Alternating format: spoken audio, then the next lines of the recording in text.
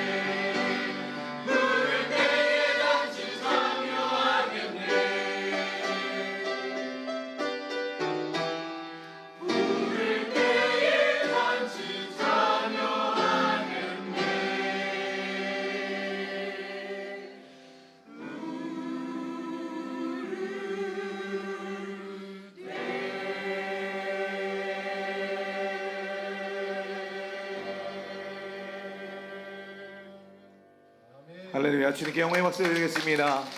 자, 우리 앞뒤 좌우에 있는 성도들 향해서도 큰 박수로 환영을 축복하겠습니다. 사랑을 축복합니다. 자, 우리 이렇게 인사할까요? 나팔 불 때 당신의 이름이 불려지기를 축원합니다. 네, 축복합니다. 다시 한번요. 나팔 불 때 당신의 이름이 불려지기를 축복합니다. 아, 너무 길군요. 천국에서 만납시다. 할렐루야. 네, 여러분 모두 우리가 한 사람도 빠짐없이 천국에서 주님을 만나고 우리 모두가 만나는 은혜를 누리게 되기를 주의 이름으로 축원합니다. 자, 지난주 이 얘기하기 전에 오늘 찬양대에 남성 파트 목소리가 너무 힘찬데 우리 한번 격려의 박수로 좀. 네, 주중에 우리 남성분들 좋은 거 드셨나 봐요. 오늘 목소리가 굉장히 힘이 있으셨습니다. 너무 감사합니다. 네, 오늘 너무 아름다워서 남성들 파트 목소리가요. 네, 너무 감사합니다. 자, 지난주에 우리는요 하나님께서 주신 이 데칼로그라고 했죠. 10가지 말씀 10계명을 보았습니다. 하나님께서는 이스라엘 백성을 나의 가장 소중한 보물이다. 열방의 모든 민족을 섬길 제사장의 나라다. 하나님께 쓰임받는 거룩한 백성이다라고 그들의 신분을 바꿔주셨어요. 뭘 바꿔주셨다고요? 신분이요. 즉 예굽의 노예였던 자들이 존귀한 하나님 나라의 백성이 되었습니다. 그렇게 신분의 변화를 허락하신 다음에 하나님께서 뭘 하셨느냐? 이제는 그들의 수준의 변화를 변화시키시기를 원하셨습니다. 뭘 변화시키기를 원하셨다고요? 수준이요. 그래서 주신 게 뭐냐면 10계명 데칼로그라고 했습니다. 그 신분에 걸맞는 삶을 살라고. 우리가 거지로 살다가 왕으로 살면 어떻겠습니까? 더 이상 왕이 되어서 쓰레기통 뒤지면서 살 수는 없는 거잖아요. 구걸하면서 살 수 없습니다. 왕이 되어서 쌍욕하면서 살 수는 없지 않잖아요. 네. 거지 때는요, 만약에 거지 때에는 쌍욕하면 다들 뭐라고 생각하겠습니까? 아이고 그래 생긴 대로 논다. 네 수준이 그러니 그런 말 쓰고 살지. 이러면서 비아냥거리면서 그냥 넘어갑니다. 그렇죠? 그러나 왕이 쌍욕하면 어떻게 해요? 다들 왕이시여, 왕의 품격과 품위에 맞지 않게 어떻게 그런 말을 쓰십니까? 채통을 지키시옵소서. 품격 있는 언어를 사용하여 주시옵소서. 뭐 이렇게 다들 쌍욕하는 것을 주의해달라고 이렇게 요청을 하잖아요. 왕의 품격에 맞는 언어를 사용해 주십시오. 이런 요청이 있습니다. 즉 신분이 바뀌니까 그 수준, 품격이 달라진다는 거예요. 여러분, 그 사람이 말하는 것이 그 사람의 품격입니다. 여러분, 주변에 우리가 많은 사람들이 있지만요, 그 사람의 말을 들어보면 그 사람의 실적인 내면의 삶과 그리고 내면의 생각과 품격이 거기서 드러나요. 여러분, 품격 있는 언어 사용하시는 우리 모든 성도들 되시기를 바랍니다. 즉 이스라엘 백성들에게 하나님께서 이제 너희는 애굽의 노예 신분이 아니라 나의 소유 제사장의 나라 거룩한 백성이 되었으니까 이 신분의 변화가 일어났으니까 이제는 수준의 변화도 일어나야 한다라고 말씀하시면서 주신 것이 데칼로그 10계명이라는 거예요. 하나님 백성이라면 이 정도의 품격은 가져야 한다. 할렐루야. 하나님의 백성이기 때문에 너희는 이 정도의 품격을 지켜라. 그러면서 주신 게 10계명이에요. 여러분, 이것은 신약의 성도들에게도 마찬가지입니다.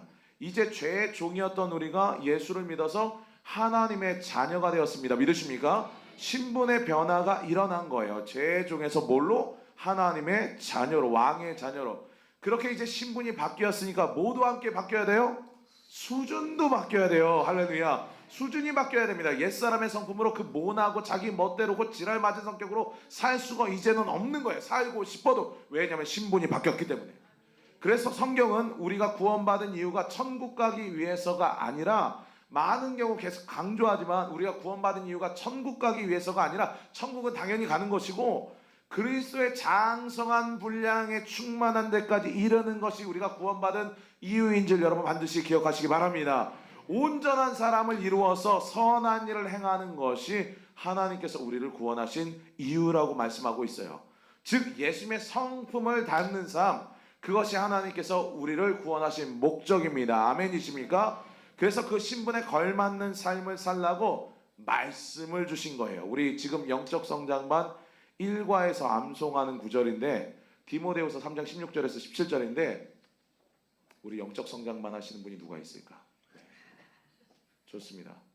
자, 우리 저 뒤에 청년 영적 성장반 하는 우리 근원 형제.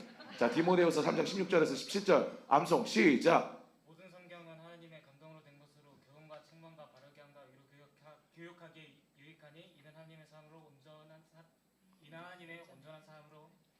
사람으로 온전한 사람으로 이루고 모든 선한 일을 행할 능력을 갖추게 하려. 오, 맞아요. 큰 박수로. 네. 자, 우리 성도도 수준이 이 정도 돼요. 네, 여러분들 할렐루야.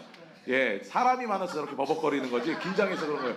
원래는 일사천리로 우리 근원 형제가 잘 암송합니다. 이 정도 수준이에요. 함께 우리도 읽어보겠습니다. 디모데후서 3장 16절에서 17절 있습니다. 시작. 모든 성경은 하나님의 감동으로 된 것으로 교훈과 책망과 바르게 함과 의로 교육하기에 유익하니 이는 하나님의 사람으로 온전케 하며 모든 선한 일을 행할 능력을 갖추게 하려 함이라. 아멘. 자, 방금 읽은 말씀을 보면 성경을 주신 목적, 하나님께서 말씀을 그 백성들에게 주신 목적이 뭐라고 나옵니까? 하나님의 사람으로 온전하게 하여서 모든 선한 일을 행할 능력을 갖추게 함이라 라고 말씀하고 있습니다. 즉 구원받은 백성들에게 하나님께서 말씀을 주신 이유는 하나님이 원하시는 선한 일을 하게 하려고. 할렐루야. 그래서 그 자녀들에게 말씀을 주셨다는 거예요. 자, 그런데 문제는 우리가 예수 믿은 그 신분이 변화된 것은 분명한데 수준의 변화도 과연 확실히 나타났느냐, 이게 약간 의문이죠. 우리가 분명히 하나님 나라의 자녀가 된 것, 하나님 나라의 백성이 된 것은 분명한데, 구원받았으면, 예수 믿으면, 그런데 우리의 수준도 그만큼 높아졌냐? 하나님께서는 오늘 그것을 물으십니다. 우리에게 교리적으로 말하면 성화인데 과연 예수 닮아가고 있냐, 성화되고 있느냐, 그 질문을 우리에게 하신다는 거예요. 하나님께서 너 점점 거룩한 하나님 나라 백성답게 살고 있니? 너 하나님 나라 왕의 자녀답게 품격 있는 삶을 살고 있니? 여러분 어떻습니까? 여러분 과연 하나님 나라 백성답게 살고 있습니까? 예, 아멘 소리가 왜 이렇게 작을까요? 네. 예, 하나님의 거룩한 백성답게 살아가고 있습니까, 여러분? 아멘인 줄 믿습니다. 그래서 다들 어떻게 사는 게 하나님 나라 백성답게, 왕 대신 하나님의 자녀답게 사는 건지 모르니까 하나님께서 가장 기본적인 십계명을 주셔서 그렇게 말씀대로 살라고 하신 겁니다. 너희는 우상 숭배하는 이방인들처럼 그렇게 음란하고 폭력적이고 탐욕스러운 삶을 살지 말고 최소한 이 정도 수준 이상으로는 살아라. 근데 그 십계명도 예수님께서 딱 두 문장으로 깔끔하게 정리해 주셨죠. 뭐라고 정리해 주셨습니까? 모든 율법과 선지자들의 모든 율법과 계명의 핵심이 두 가지라는 거예요. 뭐예요? 하나님 사랑, 이웃 사랑. 하나님 사랑, 이웃 사랑입니다. 이 두 가지가 하나님 나라 백성의 삶이고 왕 대신 하나님의 자녀다운 품격 있는 삶의 핵심이라는 것, 여러분 반드시 기억하시기 바랍니다. 그런데 제가 이미 앞전의 설교에서 이 두 문장조차도, 하나님 사랑, 이웃 사랑이라는 이 두 문장조차도 선후 관계가 분명히 있다고 말씀드렸어요. 기억나시는지 모르겠습니다. 하나님 사랑, 이웃 사랑인데 이것을 말씀을 정확하게 더 면밀하게 분석해 보면 이렇게 정리할 수 있다고 했습니다. 그게 뭐냐? 하나님을 사랑하는 그 힘으로 이웃을 사랑하라. 할렐루야. 하나님을 너희가 힘써 사랑한다면 이웃도 어떻게 해야 된다? 힘써 사랑할 수 있다. 너희가 이웃을 힘써 사랑하지 못하는 이유는 뭐다? 하나님 사랑하지 않기 때문이다. 그러니까 다시 한번 말씀드리면 하나님을 사랑하는 그 힘으로 내 이웃을 사랑해라. 이것을 주님께서 말씀하셨어요. 그러니까 결국은요, 하나님을 먼저 힘써 사랑하는 자들만이 진짜 이웃 사랑도 할 수 있는 것입니다. 아멘이십니까? 하나님 사랑 없이 이웃 사랑하는 건요, 인본주의 휴머니즘이죠. 바로 내 만족을 위해서 사랑하는 거예요. 아, 내가 이렇게 선한 사람이야, 나 이렇게 착하게 살아, 스스로 만족하고 싶어서 선행을 한다던가, 아니면 나 이렇게 착하게 사는 사람이야 이러면서 자랑하고 싶어서 선을 행한다는 거예요. 그래서 무조건적인 이웃 사랑이 가능한 사람은 우리 믿음의 사람들밖에 없는 줄 믿습니다. 우리는 하나님께서 나를 사랑하셨기 때문에 그 사랑 때문에 무조건적으로 이웃을 사랑할 수 있는 거예요.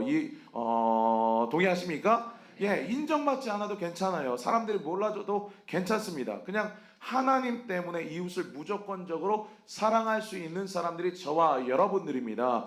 그러므로 여러분 항상 누군가에게 인정받으려고, 누군가로부터 칭송받으려고 선을 행하지 마시고 여러분 주위에 있는 교우들과 이웃들을 힘써 사랑하시는 저와 여러분 되기를 바랍니다. 그렇기 때문에 우리 믿음의 사람들은 그 무엇보다 먼저 뭘 해야 된다? 하나님 사랑을 해야 돼요. 하나님 사랑하는 만큼 이웃 사랑하라고 하잖아요. 하나님을 먼저 사랑해야 되는데 그 사랑의 표현이 가장 중요한 게 뭐냐? 바로 예배라는 것 반드시 기억하시기 바랍니다. 그래서 하나님께서는요, 십계명에서도 하나님과 인간과의 관계를 가장 먼저 말씀하시고 그 중에서도 제1계명으로 나 외에는 다른 신을 두지 말라고 하셨어요. 이 말씀은 뭐냐면요. 저 1계명만 잘 지키면, 그러니까 예배 잘 드리면, 하나님만 잘 섬기면 나머지 다른 계명들, 이웃사랑의 계명들은 저절로 다 지켜지게 될 거라는 말씀이에요. 여러분 잘 생각해 보십시오. 우리가 하나님보다 물질을 더 사랑하기 때문에 탐심이 생겨요. 물질을 더 사랑하기 때문에요. 그걸 더 가지려고 누군가를 모함하고 질투합니다. 물질을 사랑하기 때문에요. 거짓 증거하고 도적질해요. 그렇지 않습니까? 하나님보다 물질 더 사랑하면 이런 계명의 어김이 생기는 겁니다. 우리가 하나님보다요 에로틱한 남녀와의 사랑을 더 사랑하기 때문에 간음하는 거예요. 그리고 이 물질 사랑, 세상 사랑, 에로틱한 사랑을 열망하는 그게 커지면요, 그걸 가지고 결국 어떻게 합니까? 사람에게 해를 끼칩니다. 극단적인 경우는요, 살인까지 하게 돼요. 그래서 수많은 데이트 폭력과 또 데이트 때문에 사귀는 사이끼리 이렇게 죽이는 일들도 엄청나게 많이 일어나지 않습니까? 뿐만 아니라 물질 때문에 사람 죽이는 건 허다하죠. 즉 우리가 하나님을 진심으로 사랑하면 우리는 10계명의 나머지 계명도 다 지킬 수 있다는 거예요. 그래서 하나님을 힘써 사랑하는 자는 하나님을 힘써 예배할 수밖에 없습니다. 예배하는 자, 힘써 예배하는 자가 하나님을 힘써 사랑하는 자들이에요. 하나님께서는요 이 이유를 이스라엘 백성들에게 애굽에서 구원하셔서 그들로 하여금 시내 산으로 이끄신 다음에 예배케 하셨습니다. 그리고 빽빽한 구름 가운데서 영광의 임재로 그들 가운데 나타나셨죠. 이 모든 게요 거기서부터 시작이었습니다. 예배 드리는 것.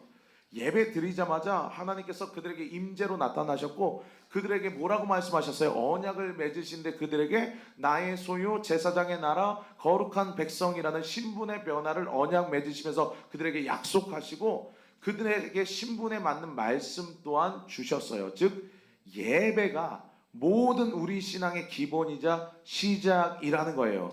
거기서부터 시작입니다. 여러분 하나님은요 우리가 드리는 모든 예배를 기억하고 계십니다. 믿으십니까? 우리가 많은 일 하죠. 봉사도 하고 헌신도 합니다. 많은 일을 합니다. 열심히 합니다. 근데 하나님께서 결정적으로 우리의 신앙을 평가하시는 평가의 기준이 뭐냐? 예배라는 거예요. 예배에서 승부가 납니다. 여러분 창세기에 나오는 가인과 아벨을 한번 생각해 보십시오. 하나님께서 그들의 뭘 중요하게 여기셨습니까? 가인과 아벨의 어떤 행위를 중요시 여기셨어요? 아니요. 가인과 아벨의 예배를 평가하셨어요. 그들의 삶이 아니라 그들이 드린 예배를 하나님께서는 판단하셨다고요. 그들이 어떻게 살았냐보다 너희가 어떻게 나에게 예배 드렸냐, 그것이 하나님의 평가 기준의 가장 핵심적인 포인트예요. 그것이 그들의 운명을 갈랐습니다. 즉 우리 믿음의 사람들의 운명의 가장 중요한 분기점은 바로 예배에 있다는 것 여러분 반드시 기억하시기 바랍니다.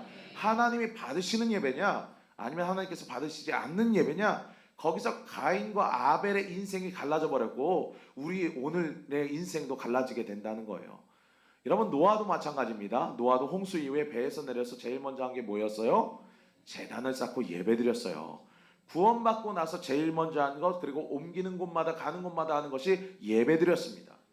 믿음의 조상 아브라함은 어떻습니까? 아브라함도 가는 곳마다 예배를 드렸습니다. 그리고 하나님께서는 그것을 기억하셔서 아브라함이 가는 곳마다 옮기는 곳마다 제단을 쌓고 예배를 드렸다는 것을 성경에 기록해 놓으셨습니다. 여러분 하나님께서 기뻐하시는 전무후무한 예배자였던 다윗은 어떻습니까? 두말할 필요가 없죠. 이미 이것은 2주 전에 제가 말씀을 드렸습니다. 하나님께서 그의 예배를 기뻐하시고 기억하시고 그에게 전무후무한 은혜와 축복을 허락하시지 않았습니까? 그 바로 예배자, 그가 온전한 하나님을 기뻐하는 예배자였기 때문이에요. 작년에 우리 교회에 우리나라에서 미디어 코칭 분야에서 정말 유명한 권장희 소장님이라는 분이 오셔가지고 세미나를 한 적이 있습니다. 이 세미나에 참석하신 분들이 계실 텐데 그때 이 권장희 소장님이 아주 핵심적이고 중요한 얘기를 딱 해주셨는데 그게 뭐냐? 하나님께서 만드신 우주가 얼마나 큽니까? 여러분 어마어마하게 크죠. 그래서 크기가 무한대라고 표현하지 않습니까? 자, 그런데 우리가 사는 은하를요 우리 은하라고 해요. 이 은하에 우리가 살고 있는 지구가 포함되어 있는 은하에 총 4천억 개의 별이 있다고 합니다. 우리랑 가장 가까운 또 다른 은하가 뭐냐면 여러분 많이 들어보셨을 안드로메다 은하입니다. 근데 안드로메다는요 우리 은하보다도 더 커서 1조 개의 별들이 있다고 합니다. 그런데요 우리 지구에서 제일 가까운 별인 지금 우리 은하에만 4천억 개의 별이 있는데 그 4천억 개의 별 중에 우리 지구에서 제일 가까운 별이 어느 별이냐면 센타우리 별이래요. 근데 그걸 비행기 타고 날아가면 얼마나 걸리는지 아세요? 500만 년 걸린답니다. 500만 년. 500년도 아니고 500만 년 가야 그 제일 가까운 별 하나 가는 거예요. 근데 그런 게 4천억 개나 있고 그 옆에 1조개나 많은 또 다른 은하가 있고 이런 은하가 엄청나게 많아요. 그러니까 우주 전체 크기에서 보면요. 우리 은하는요. 모래알보다도 작아요. 근데 그 모래알보다도 작은 우리 은하에서 우리 태양계는 또 모래알처럼 작아요. 그리고 그 태양계에서 우리 지구는 또 모래알처럼 작고 그 지구에서 저와 여러분은 어떻습니까? 모래알처럼 작아요. 우주에서 내려다보면요. 저와 여러분 보이지도 않습니다. 너무너무 작아요. 근데 하나님께서 그렇게 하나님께서 창조하신 우주에서 지금 하나님께서는 온 우주를 한눈에 다 보고 계시잖아요. 근데 우리 존재가 그렇게 보잘것없는 존재인데 우리가 예배를 드리기 시작하면 어떻게 되느냐?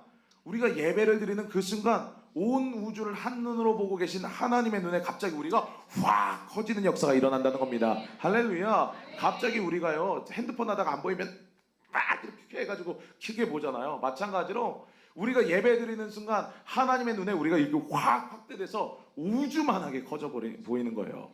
어린이들에게 설명하는 것 같죠? 그만큼 너무나도 놀라운 일들이 벌어지고 있는 겁니다. 예배를 드릴 때 하나님께서 그 무한한 우주에서 무한대의 별들이 있는데 그 가운데서 우리를 주목하시게 만드는 게 예배입니다. 그만큼 우리가 진심으로 드리는 예배는요 하나님을 기쁘시게 하고 하나님의 마음에 깊이 아료새겨지는 능력이 있는 줄 여러분 반드시 기억하시기 바랍니다. 여러분 절대로 예배를 소홀히 여기지 마세요. 모든 것이 다 없어지고 모든 것이 다 하나님 관심 밖에 있는 것이지만 오직 예배만이 하나님의 관심사이고 하나님 앞에서 귀하게 남게 될 것이라는 겁니다. 여러분 천국 가면 뭐예요? 천국 가서 전도합니까? 아니요. 전도할 필요 없죠. 천국 가서 그러면 거기서도 봉사하고 헌신할 것 같아요? 아니요. 거기 가서 천국에 남는 단 한 가지 뭐 있습니까? 예배밖에 없어요. 예배밖에. 이러면 또 어느 분이 어우 야 여기서 1시간 예배 드리는 것도 너무 힘든데 천국 가서도 예배 드려야 돼 이럴 수 있지만 그 예배의 방식이 좀 다르죠. 예를 들면 이건 제가 설교 본문에 준비한 건 아니지만 설명을 좀 드리자면 여러분들 오해가 없도록 천국 가서 예배 드린다는 건 이거예요. 아이들이 아빠한테 가서 아빠 힘내세요. 우리가 있잖아요. 이러면서 아빠를 찬양하는 것도 예배지만 그러니까 아빠가 그러면 기쁘죠. 그렇지만 아이들이요.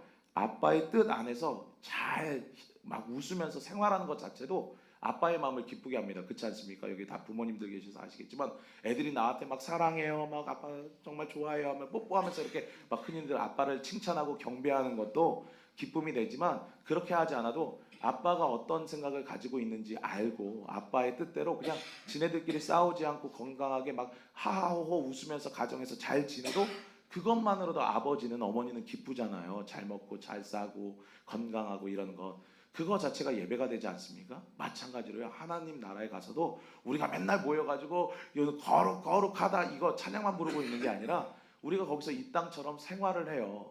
생활을 하는데 그 땅에서는 슬픔도 없고 고통도 없고 하나님의 뜻대로 우리가 생활하게 될 것입니다. 그것을 보시면서 하나님께서 우리를 기뻐하시는 거예요.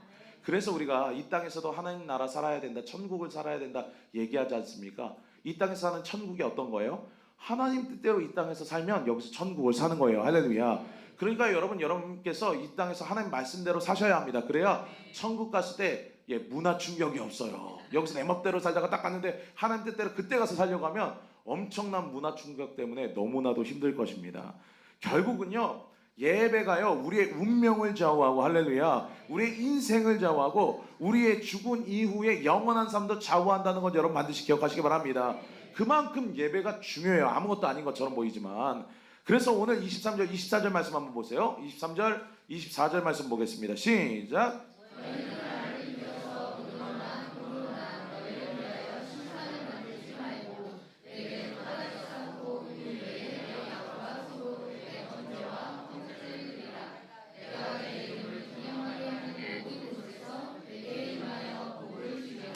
아멘. 자, 오늘 하나님께서 이스라엘 백성들의 신분을 바꾸시고 그들이 그 신분에 맞는 수준 있는 삶을 살도록 10가지 말씀을 주신 이후에 이게 지난주까지 말씀이죠. 그들에게 나타나서 오늘 하시는 말씀이 뭐냐? 예배에 대한 말씀을 다시 한번 강조하세요. 23절에 너희가 예배 드릴 때 어떻게 하라고 하세요?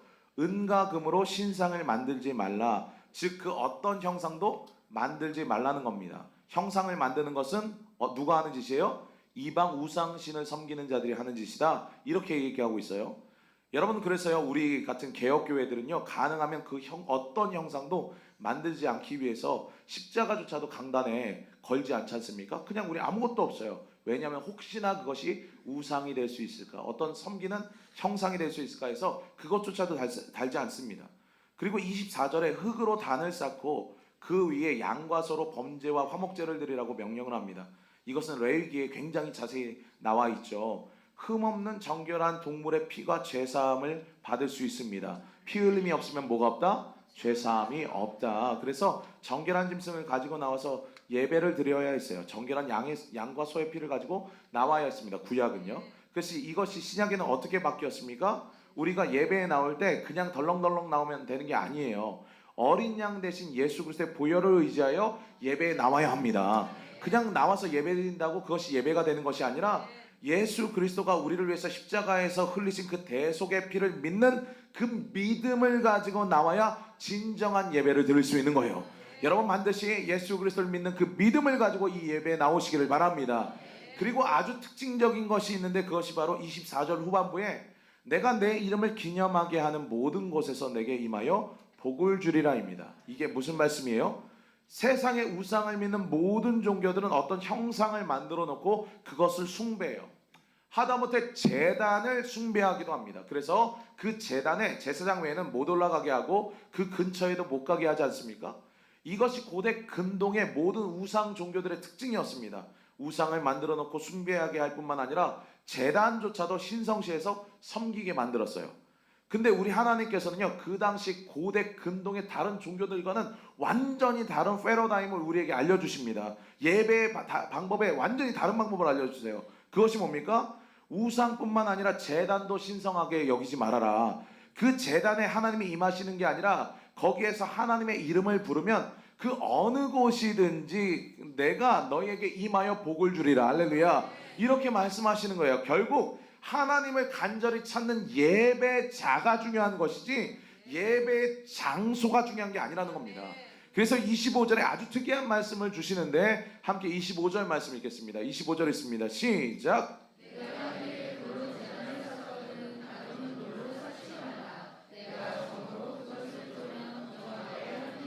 아멘. 자, 하나님께서 모세를 통해서 예배의 방법에 대해서 말씀해 주시고 계신데 지금 계속 다른 건 다 왜 그런 말씀을 주셨는지 금방 이해가 되는데 이 25절 말씀은 언뜻 보면 이해가 되지가 않아요.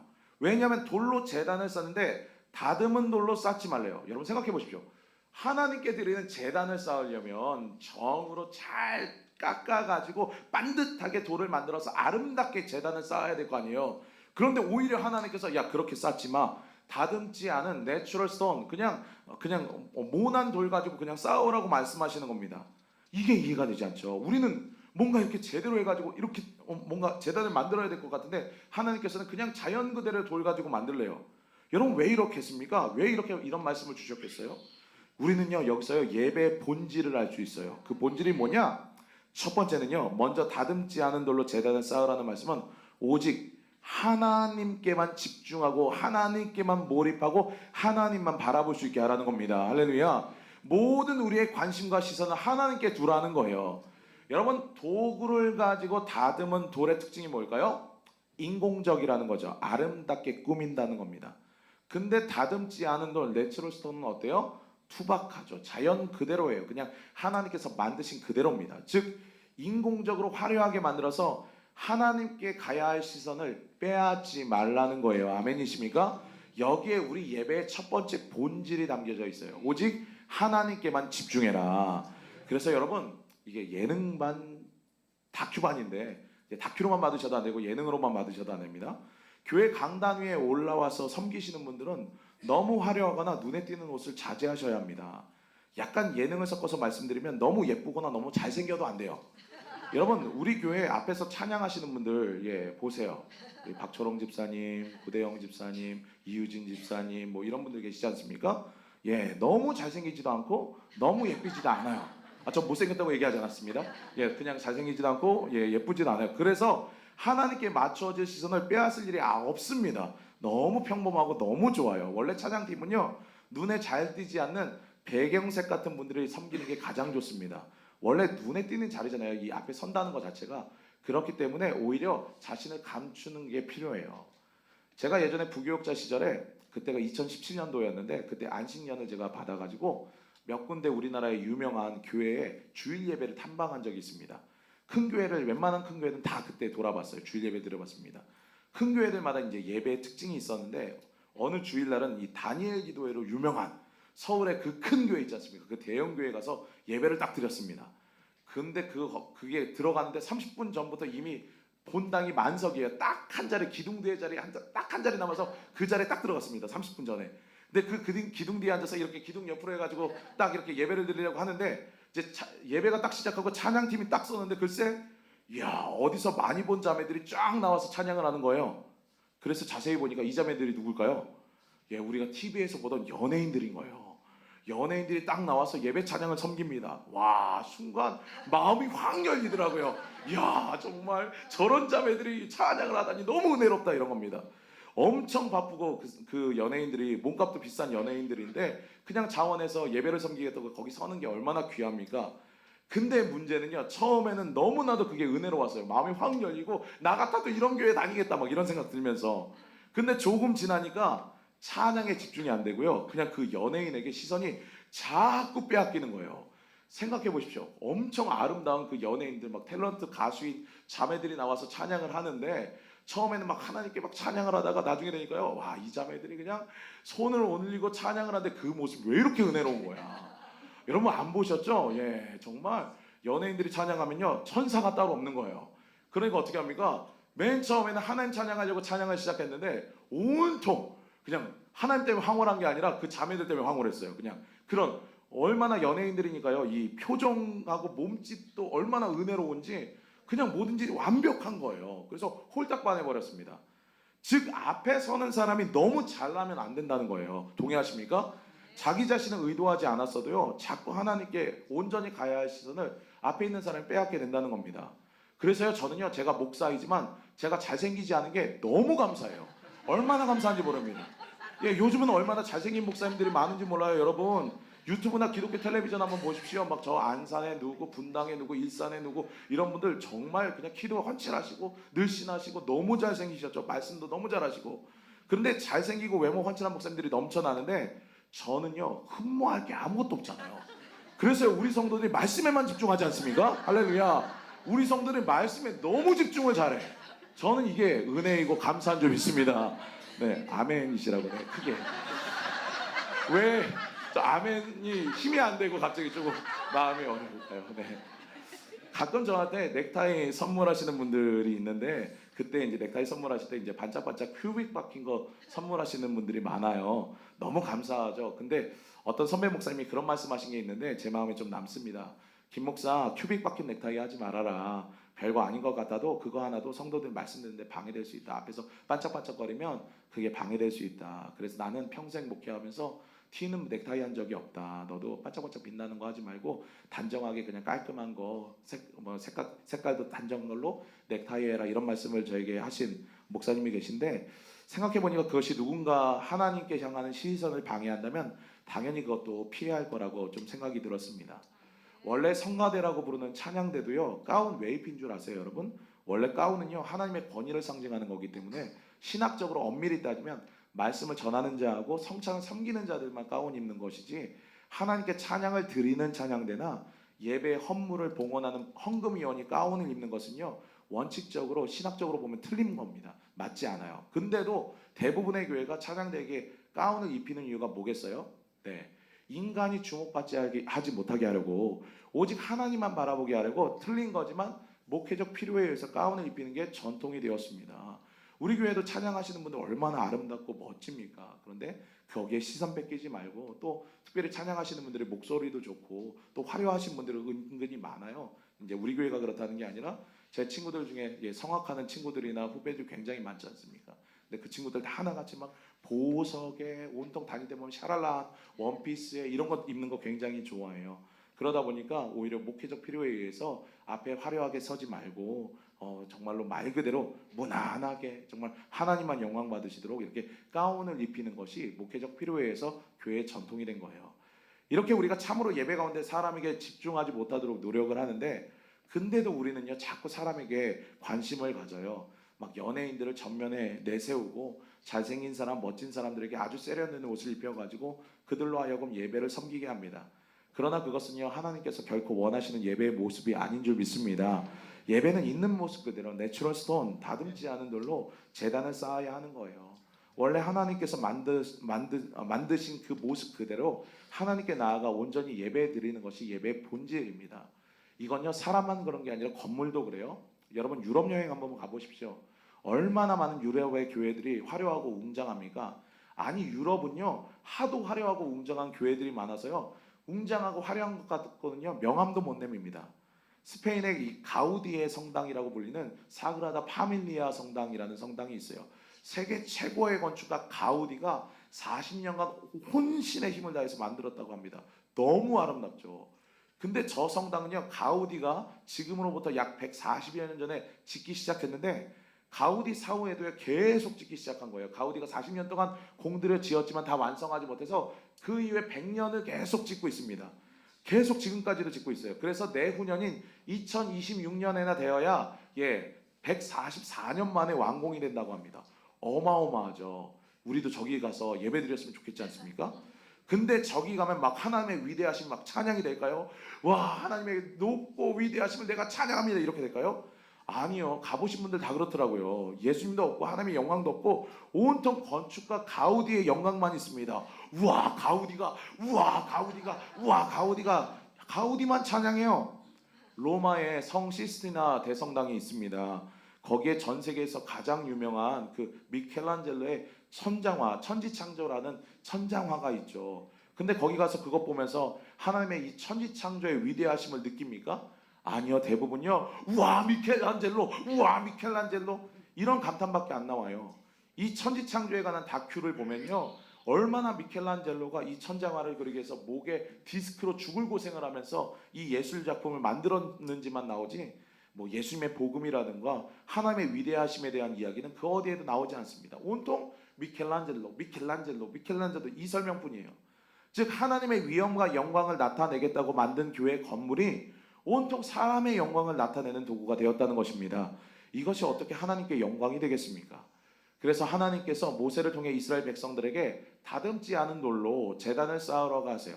사람들 눈에 주목받지 않는 너무나도 흔해가지고 주목받지 않는 투박한 자연 그대로의 돌로 제단을 만들어서 오직 하나님께만 집중할 수 있게 하라는 겁니다.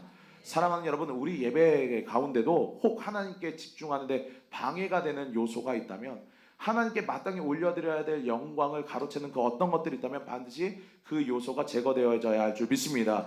또 하나님께서 마땅히 받으셔야 될 영광을 사람이 가로채고 있다면 그 사람이 아무리 목회자일지라도 반드시 회개하고 스스로 낮추고 겸비하는 그런 노력이 반드시 필요할 것입니다. 그게 26절에 나와요. 너는 층계로 제단에 오르지 말라 이렇게 말씀하시지 않습니까? 이 말씀도 이게 무슨 말씀입니까? 이럴 수 있죠. 이방 민족들은요 그 당시 고대 근동에 제단을 쌓을 때 제단을 높이 쌓고 계단을 거기에 올라가기 위해서 만듭니다. 여러분 지구라트나 피라미드를 생각하시면 됩니다. 무조건 크게 만들고 그 제단으로 올라가는 계단을 만들어요. 우리나라에서 요즘 유명한 건축가인 그 유현준 교수라는 분이 있어요. 홍익대학교 건축학과 교수이신데 이분이 크리스찬입니다. 근데 이분이 이 계단에 대한 이야기를 굉장히 많이 합니다. 어디 가나 높은 곳에 있는 사람이 권력을 가진 사람이다 이렇게 얘기를 해요. 그래서 항상 권력을 가진 사람들은 높은 곳에 올라가서 이야기하기, 연설하기를 좋아한다. 그 대표적인 것이 이 강대상이죠. 교회로 보면 강대상에 있는 사람은 내려다보고 아래 회중석에 있는 사람들은 위를 올려다보고 이것으로 누가 권력을 가지고 있는지를 알 수 있다고 합니다. 즉 이방신을 섬기는 제사장들은 어떻게든 자신을 우러러보게 만들기 위해서 높은 제단을 쌓고 더 높이고 그런 다음에 높으니까 어떻게 해요? 계단을 만들어서 더 높이 올라갔어요. 이게 고대 근동에 지금 하나님께서 모세에게 말씀을 전해주실 때 이방 근동의 모든 민족들에게 우상신을 섬기는 모든 민족들에게 나타났던 예배의 모습입니다. 제단의 모습이요. 더 높이 계단으로 올라가서 더 많이 올라가서 내려다보는 거. 이게 모든 이방 우상신을 섬기는 자들이 하던 짓입니다. 근데 우리 하나님은요 여기서도 완전히 패러다임을 바꾸시죠. 제단을 결코 높게 쌓지 말아라. 제사장이 높이 올라가게 하지 말아라. 우리가 우러러서 바라봐야 할 것은 제사장이 아니라 오직 나 여호와 하나님이다. 할렐루야. 그것을 말씀하시는 거예요. 그런 면에서요, 우리 교회가 얼마나 성경적인지 모릅니다. 우리 교회는요, 아주 인테리어가 심플해요. 단순합니다. 화려하지 않아요. 거기다 강대상도요, 크고 좋은 강대상 두지 않았어요. 어느 교회 가면 강대상이 막 1단, 2단, 3단 막 엄청 크죠. 저희는요, 딱 기능적으로 필요한 만큼 강대상 중에 제일 작은 사이즈를 이 강단에 누웠습니다. 거기다 누구나 이 위에 올라올 수 있어요. 우리 어린 자녀들부터 청소년, 청년들 할 것 없이 누구나 이 강대상에 올라와서 하나님을 섬길 수 있습니다. 할렐루야. 굉장히 성경적이죠. 물리적으로 한 단 높이 계단을 만들긴 했지만요, 이거는요 뭐 권위적이고 신비적으로 뭘 만들려는 게 아니라 뒤에 계신 분들이 그래도 강대상에서 설교하는 설교를 목사를 잘 보이도록 하기 위한 기능적 요소이지 뭔가 권위적인 요소가 결코 아닙니다. 그러니까 최대한 성경 말씀대로 단촐하고 평등하게 이 강대상을 만들려고 노력했다는 거예요. 사랑하는 여러분, 우리 하나님은 그 어떤 화려한 예배보다 진실한 마음을 가지고 겸손히 주님께 나아가는 저와 여러분의 예배를 더 기뻐 받으시는 줄 믿으시기 바랍니다. 이 시간 오직 하나님께만 영광을 올려드리는 예배, 오직 주님께만 몰입하고 집중하는 예배가 바로 우리 신천중부교회 예배가 되기를 주의 이름으로 축원합니다. 두 번째로 또 다듬지 않은 돌은요, 하나님께만 시선을 두기 위함일 뿐만 아니라 나 또한 있는 모습 그대로 나아간다는 의미를 가지고 있어요. 있는 모습 그대로 하나님께 나아가라. 할렐루야. 여러분, 있는 모습 그대로의 반대가 뭡니까? 포장하는 거죠. 가식으로 나아가는 겁니다. 예배는 감추는 게 아니에요. 동의하십니까? 있는 모습 그대로 하나님께 나아가는 게 예배입니다. 여러분, 우리가 주님 앞에 고침을 받기 위해서 필요한 게 뭐겠습니까? 주님, 나는 죄인입니다. 나를 불쌍히 여겨 주시옵소서. 이 있는 모습 그대로 나가야 주님께서 치유해 주세요. 있는 모습 그대로 나아가야 주님이 만나고 치유해 주십니다. 딱 보기에도 아픈 환자인데 의사한테 가서 의사 선생님, 저는 아픈 데가 아무 데도 없습니다. 아주 컨디션이 좋아요. 뭐 이렇게 이야기하면 의사가 뭐라고 하겠습니까? 그대로 놔두면 죽습니다. 죽고 싶어서 안 달랐습니까? 이렇게 혼낼 거예요. 마찬가지로요, 병든 자에게는 의원이 필요하고 죄인에게는 누가 필요하다? 우리 주님이 필요한 줄 믿습니다. 예수님은요, 내가 의인이 아니라 죄인을 부르러 왔다고 하셨어요. 그런데 의인인 척하면서, 경건한 척하면서 주님의 만지심을 경험하고자 이곳에 나오면요, 그런 위선자들과 교만한 자들은요, 하나님의 만지심을 경험할 수가 없습니다. 하나님 앞에서 죄인이 아닌 척, 경건한 척, 체면 생각하면서 찬양할 때도 어떻게 저렇게 큰 소리로 찬양을 해, 몸을 흔들면서 찬양해, 손뼉 치면서 찬양해, 아유 채통머리 없이 이러면서 가식적으로 가면 주님께서는요, 그런 사람들을 절대로 치유해 주시지 않습니다. 있는 모습 그대로 나아가서 주님께 온전히 내어놓아야 은혜의 역사는 일어나게 되는 것입니다. 즉, 다듬지 않은 나의 모습 그대로 하나님께 가지고 나아가야 한다는 거예요.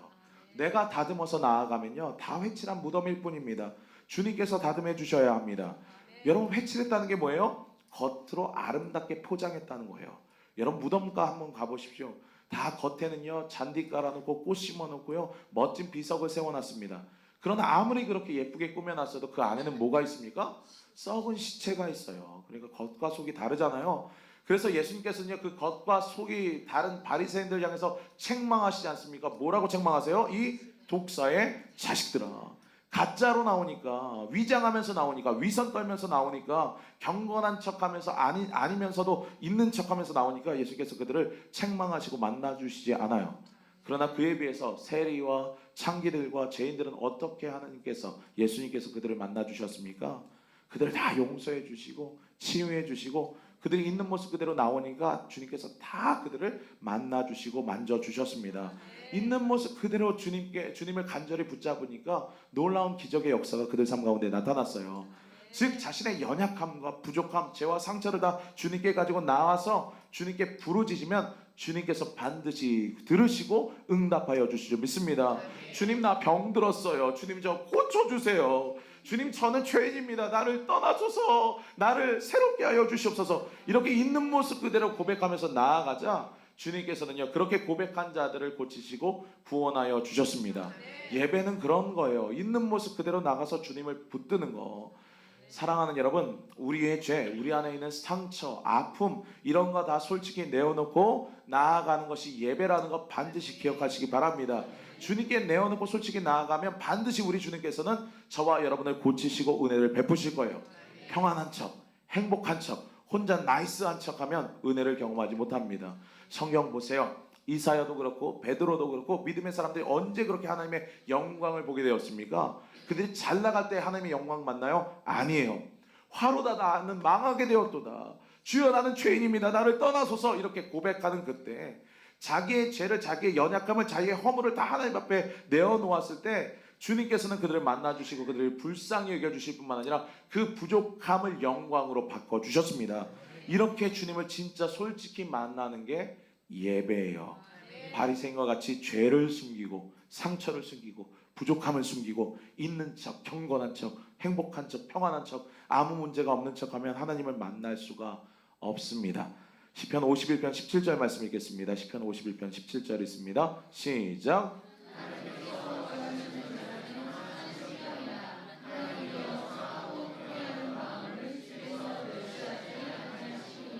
아멘. 다윗이 고백합니다. 하나님께서 원하시는 예배는 어떤 예배다? 상한 심령이다. 하나님께서는 상하고 통회하는 마음을 멸치 않으신다. 할렐루야. 사랑하는 여러분, 주님 앞에 상한 심정을 가지고 나가면 우리 주님께서는 만져주시고 치유하시고 회복하시고 구원해 주시는 분인 줄 믿습니다. 그 주님 앞에 다듬지 않은 돌 같은 있는 모습 그대로 오늘 정직하고 겸손하게 나아가시는 저와 여러분 되기를 주의 이름으로 축원합니다. 기도하겠습니다. 사랑과 은혜가 풍성하신 하나님, 오늘도 주의 백성들이 이 시간 있는 모습 그대로 주님 앞에 나아갑니다. 이 시간 저희를 만나주시고 저희의 마음의 상처, 우리 영혼의 죄악, 그리고 우리 인생의 괴로움과 문제가 모두 이 시간 이 예배 가운데서 모두 해결되게 하여 주시옵소서. 우리의 예배가 세워져야 우리의 인생도 바로 서고 우리 교회도 바로 서고 이 나라와 민족도 살아나게 되는 줄 믿습니다. 이것에 모인 모든 주의 자녀들이 온 마음과 전심으로 예배드리는 자들이 되게 하여 주시고 하나님이 기뻐하시는 온전한 예배자가 되어서 주님의 영광의 임재를 날마다 경험하게 하여 주시옵소서. 감사드리며 오늘도 저희의 온전한 예배를 받으시고 기뻐하시는 예수 그리스도의 이름으로 기도드리옵나이다. 아멘. 함께 찬송하겠습니다. 찬송가 569장입니다. 찬송가 569장, 이전 통일 찬송가 442장, 선한 목자 되시는